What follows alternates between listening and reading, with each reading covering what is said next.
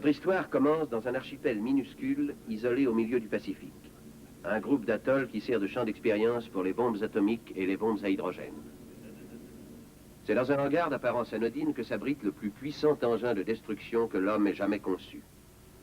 Un état-major de militaires et de savants a travaillé durant des mois pour préparer cet instant qui va voir l'aboutissement de leurs efforts. L'explosion du redoutable engin. Les instruments les plus compliqués et les plus sensibles sont utilisés dans la préparation et l'exécution de l'expérience.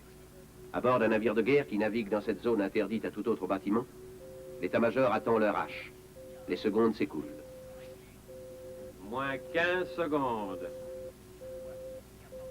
Moins 10 secondes. Moins 8, 7, 6, 5, 4, 3, 2, 1, 0. C'est fait. La toute-puissante bombe à hydrogène a éclaté. Les bâtiments se désagrègent. Le ciment est réduit en poussière. L'acier se volatilise. Les solides deviennent liquides et les liquides se transforment en gaz. La destruction est totale. La force inimaginable de la déflagration provoque un choc en retour et un raz-de-marée pulvérise ce qui restait. La secousse est enregistrée à 15 000 km de là, tandis que le champignon menaçant s'élève vers la stratosphère.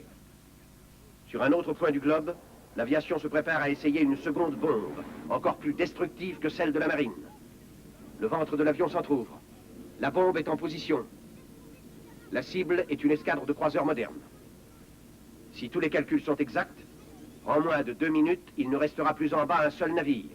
Il n'y aura plus qu'une mer bouillonnante et un immense incendie dans le ciel.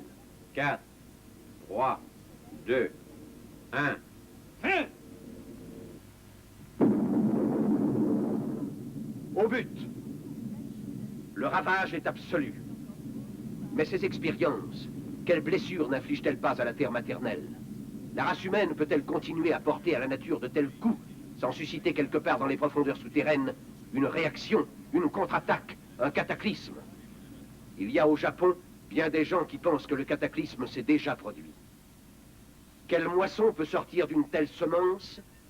C'est ce que nous allons vous conter. Voici les vertes montagnes volcaniques de Kyushu, la plus méridionale des grandes îles japonaises.